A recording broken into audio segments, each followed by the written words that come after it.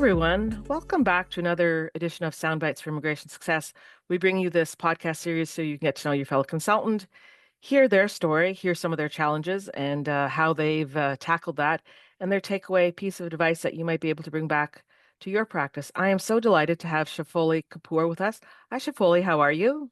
Good morning, Monica. Thank you so much from the bottom of my heart for Oh, having me on your show today. Oh, it is my pleasure to have you. For those who may not know, I'm Monica O'Brien. I work for CAPIC. I am also an immigration consultant and look after things education and stakeholder engagement. But Shafoli, today we're here to talk about you. So I'm really intrigued to know what inspired you to sort of enter the immigration consulting profession and tell us a little bit about that story and tell us a little bit about your background. Amazing. Yes, Monica. So, how I became an immigration consultant was literally out of, if I have to be raw and honest, out of no other choice.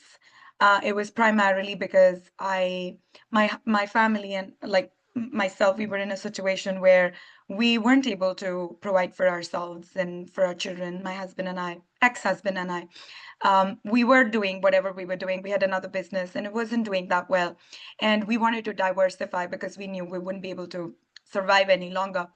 So immigration came. We had a travel business, and the idea of getting into immigration came through travel because I used to get clients who would ask me to help with immigration, and I knew that it was a licensed profession, so I couldn't, give them any advice.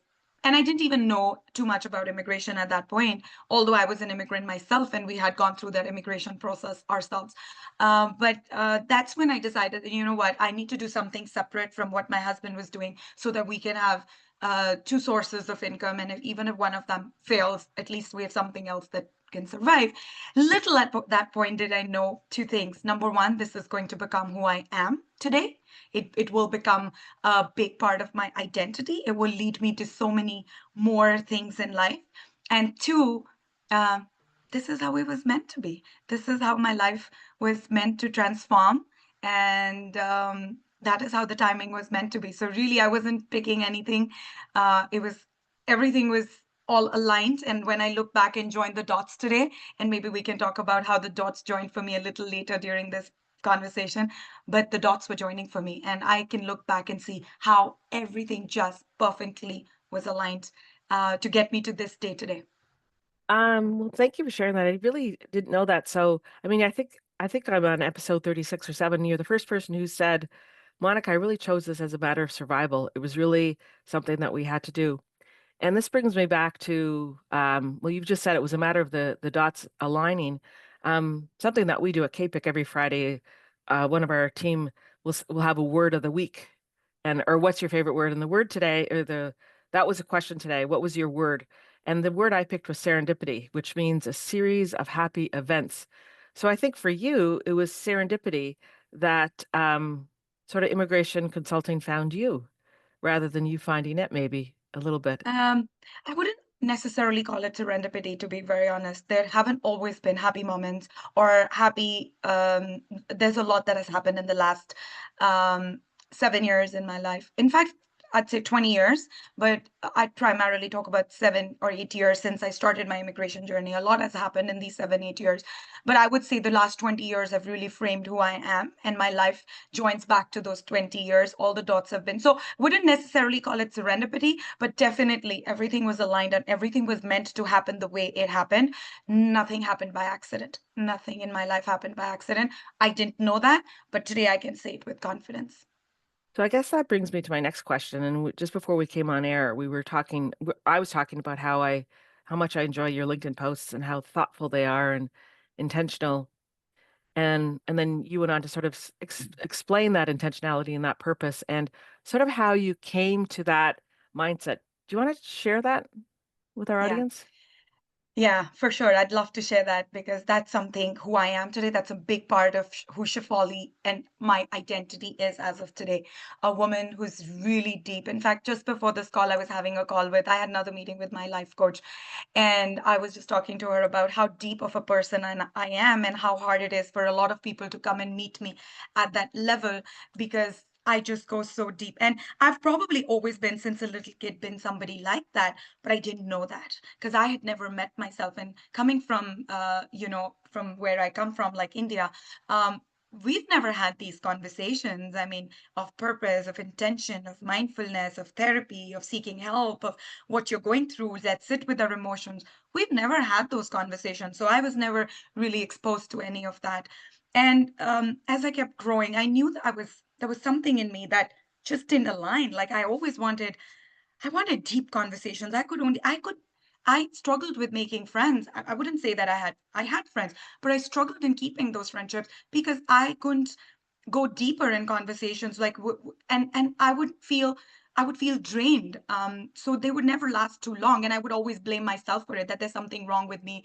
I can't keep up friendships. I can't keep up relationships because like there's a problem with me. And then of course a lot of things happened in my life. I lost my brother when I was 21. He was my only brother. He died in an accident, happened so suddenly. Didn't know what grieving meant, didn't know what healing meant. Just went on with life, got married, had children. Again, never realized any of that. Struggling with just my emotions. Went through a burnout in 2019. Did not realize it was a burnout. Went through a lot of medical conditions. Again, didn't realize what was happening with me. Just thought that, maybe I'm stressed. Yes, I was. There was enough financial stress. There was debt stress and a lot of that stuff. I was also emotionally detaching from my ex-husband at that time. Came to a point when my marriage collapsed 2.5 years ago in 2022. It was at that point that I realized from here, Shafali, either you go up or you build yourself or you kill yourself. You just have these two ways. There's no other option for you.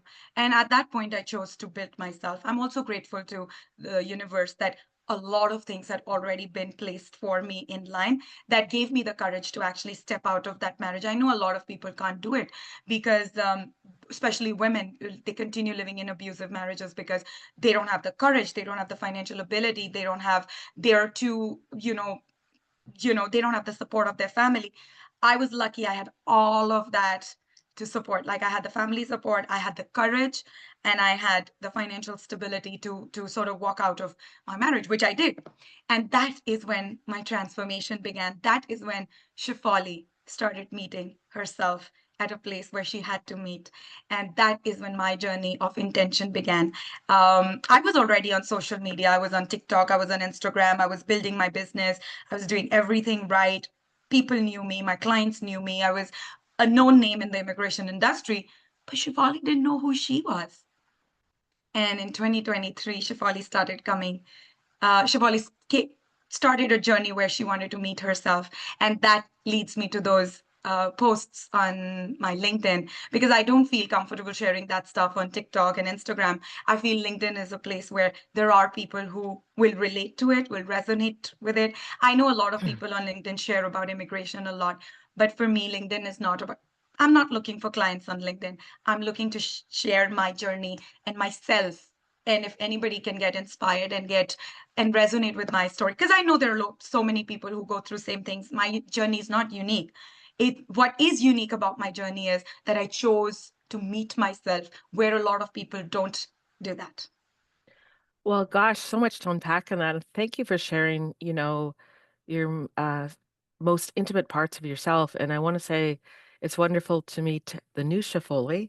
I don't know if it's the new Shafoli or it's just uh, who you are now, but I really love how you're able to articulate that. And you say that so, I'm not really sure what the word is, but thank you for sharing that.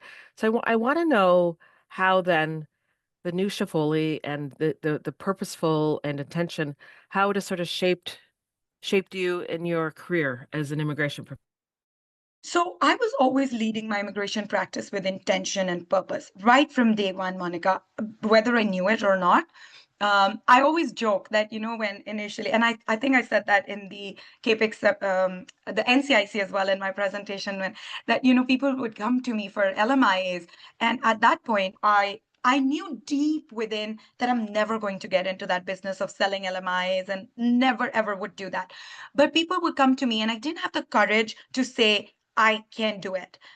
because I didn't know who I was, right? And what was making me say that thing. So I would just say, oh, I'll get back to you. But I never got back to them. I never called them. And eventually, only those clients, I started attracting the right kind of clients that I wanted to work with, that I could help, not the ones that I couldn't help, or I had to, flex muscles, or I had to do wrong things, or go out, I had to kill my integrity to do those things. So I I I started attracting only clients that I could really help with intention, with purpose, with integrity.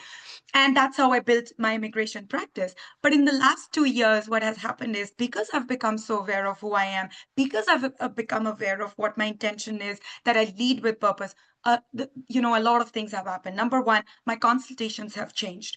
My consultations have become holistic. I don't just talk about to them about options. I don't talk to them about, oh, okay, express entry is working. No, it's not working. French is working, not working. Go to LMI, not. I don't, yes, those are there, but I also encourage them. I also give them the confidence. I also tell them that this is how the universe has planned it for you. I also talk to them about how hard things make you stronger. I also talk to them about how putting positive energy in your application is so important. I also talk to them about how timing, you can't control the timing. Now a person calls me and says, oh, my COPR, it's taking 4 months. What do I do? I tell them it's not the right time. You can't, instead of just telling, oh, call the call center 100 times and maybe you will get an answer, or send them multiple emails. No, I guide them in a direction which calms them down. And I've noticed that my clients' conversations with me have changed. Now they don't call me and say, oh, I'm panicking, I'm panicking. They ask me, ma'am, what are the options that we can take? So, I feel a sense of calmness in my clients, and I feel a sense of calmness in me when I'm dealing with my clients.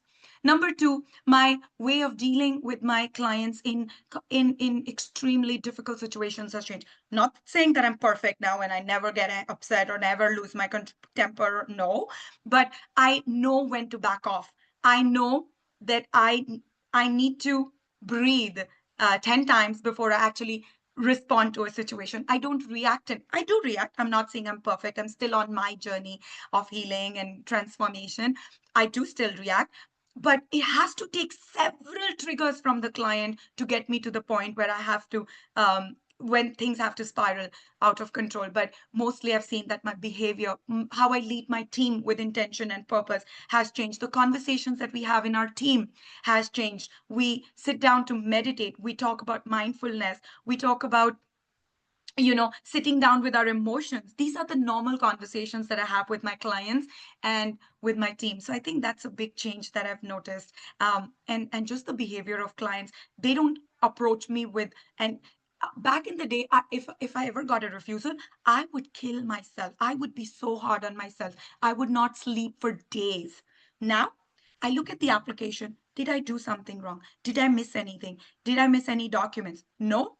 Then I call the client. I share the documents with them. I share the screenshot, and I give them an approach of, this is how we're going to handle it. But that's only and only because I am grounded myself. I know who I am. I value myself. I appreciate myself. I know I can make mistakes. I honor myself, and I'm willing to forgive myself. Those are the places that I come from, and that's why my reactions and how I respond to situations have changed completely. Those are such powerful words, and whether you approaching that in the immigration space or just in life in general, honor thyself, forgive thyself. There's such powerful words. And I want to ask you a follow-up question, but I love the fact that you're really creating a Zen-like space for your clients and your team, um, so that everyone can, you know, intake that calmness and take that big breath. But I was wondering, I mean, this journey it's been a long journey for you, and I was wondering what tools you've used to get to this journey and where you are. I mean, is it like what kind of tools is it? Do you take any mindfulness courses, or like what would you recommend just in general for somebody who's looking just to get a little peace in their lives? Okay, so anything that I've done so far is all hit and trial. Not everything has worked for me, and I'm not going to say that everything that I do even today works for me, right? But these are the things. Up when I separated from my husband in 2022, I didn't even know what healing meant. Then I came across this word healing. And for the longest time, I knew there was a word healing. I had to heal. But what did it really mean? I didn't understand it. From the depths and the lengths on the widths of it, I didn't understand what it really meant. Then again, like I said in the beginning, universe was aligning everything for me. And when I look back, I can see the dots joining. I came to a point where suddenly I started hearing things about life coaching on my social media, on the ads I was seeing, and everything. It was all about life coaching. I had a social media account, Instagram account with about 10,000 followers. And I wasn't happy with that account. I was like, no, there's something wrong that I'm doing. I'm posting pictures, I'm posting selfies. Am I looking for validation? What am I doing? Am I looking? I want people to validate me, to tell me that I look good, or do I want people to make me feel happy? What? And something within me was telling me, no, no, no, no, no, Shafali. This is not what you want. This is just giving you temporary joy. Because obviously I was going through a lot after my marriage collapsed. And I was married for 15 years, and everything just seemed to, it seemed like everything is falling apart. But I had to stay intact for my children, for my clients, for my business, and I still had to survive. And obviously for my parents too, because now I'm the only child. So then suddenly I started seeing all these life coaching ads and posts, and started looking at life coaching. And I decided, I'm going to pursue this career. I want to be a life coach. I signed up for Jay Shetty. Have you heard of Jay Shetty? No. He's a well-known life coach. He's a big name in the life coaching industry. He's from UK, but I think he also practices in the US now. So he's a celebrity life coach. So he has a certification school. I got enrolled in that, not with an intention that I want to become a life coach, but I wanted to unravel this whole space. I wanted to understand what all of this meant. So, to be honest, it was primarily for my own journey, of my own healing journey. So, I started this program, I started doing this course. And that was my first introduction to healing and transformation, and how it's always about the inner work. Nobody is going to come and save you unless you're ready to transform. The work has to be done internally, and what you are internally will eventually reflect externally. I deleted my Instagram account with 10,000 followers. I was like, I'm done with Instagram. No more seeking validation from the world. That love has to come from within. I have to start loving myself. And I that was a 6-month course, transformed me to the point that I am a certified life coach today, but I'm not practicing life coaching as a profession right now. I life coach my team and my girls at work. I have 12 beautiful girls who work with me, so I life coach them, but I don't do it professionally right now.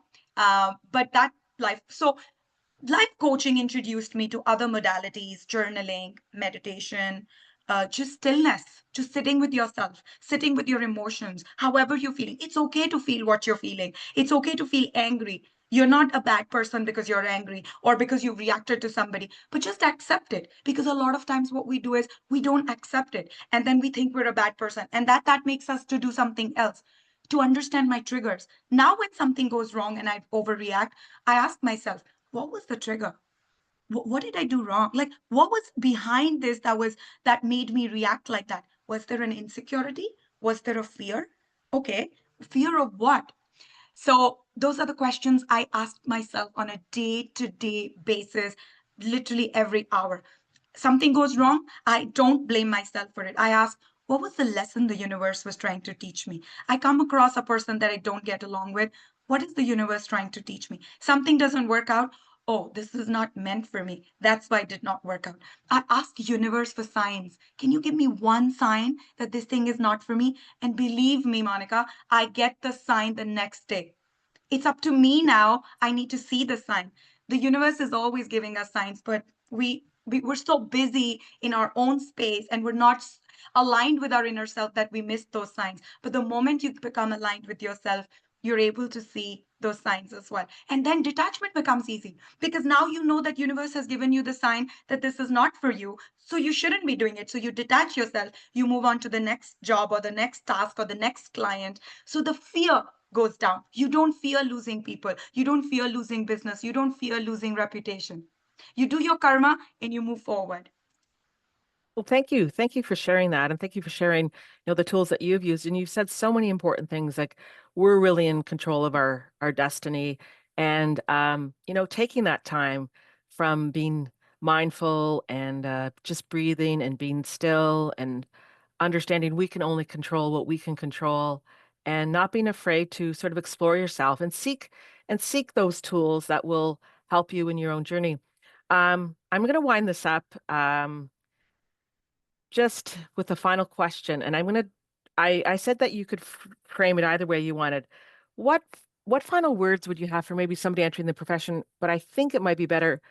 What what advice do you wish maybe you had known prior to starting your journey in the immigration space? And maybe you want to shape that in any way you want. Be kind to yourself. You're allowed to make mistakes. You're allowed to learn from those mistakes. You're allowed to repeat those mistakes. We're not here to prove anything to anybody. As long as you're coming from a place of honesty, integrity, with an intention to not hurt or harm anyone, it's okay to make mistakes, because there's always a solution to every problem, every mistake. You can always go back and fix it. But be kind to yourself, because unless you're kind to yourself, you'll not be able to resolve or find a solution to your problems. Oh, that's such a good piece of advice for you, yourself, and for anybody else, and not just immigration professionals, but for anybody in life. Shafoli, I want to thank you. I mean, we really have just touched the tip of the iceberg here, and I'd love to have you back, maybe for a webinar where we talk about mindfulness in our space, and I'd love to have you where we could have a longer chat and bring in an audience. How would you feel about that? I'd love to do that. I'd love to do that. Shafoli, I want to thank you for your time and sharing your story um, and your words of wisdom. I want to thank our audience for listening today. We hope that you've enjoyed getting to know Shafali and her journey, and that you could take some of that back to your own practice. We didn't really talk much about immigration today, but it's not always about that. It's about getting to know your fellow consultant. So, Shafoli, any final words that you have? Just what you said. Yes, it might not have been about immigration, but you know what? Everything that we do ultimately leads back to ourselves, whether it's business, whether it's professional life, personal life, job, work, anything that we do. So unless we're at calm, we're accepting ourselves fully, we'll not show up authentically in our businesses, with our clients, with our. So it's so important to go inwards before we start expressing outwards. And expressing outwards could be for anything, like I said, professional, personal. So going inwards is very important at any level of work, of relationships, or anything. Such a great way to end our podcast. Thank you, Shafoli, and thank you, everyone. See you at the Thank next you, one. Monica. Bye bye.